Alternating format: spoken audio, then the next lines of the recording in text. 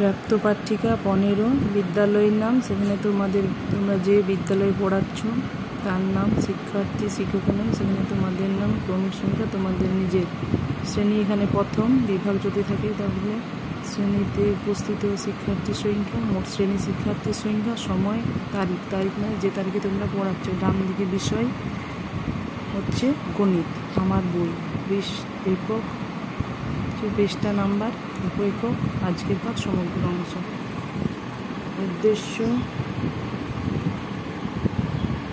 আয়োজন স্তর, বিষয়বস্তু, শিক্ষিকার কাজ, যৌক্তিকতা, শিক্ষার্থীর আচরণ, যৌক্তিকতা, সময়, প্রত্যাশিত উত্তর বা বিভ্রান্তি। উপস্থাপন স্তর,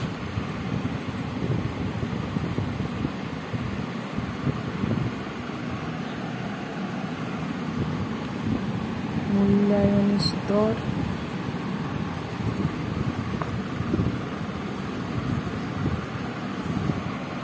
আমার কর্মপত্র।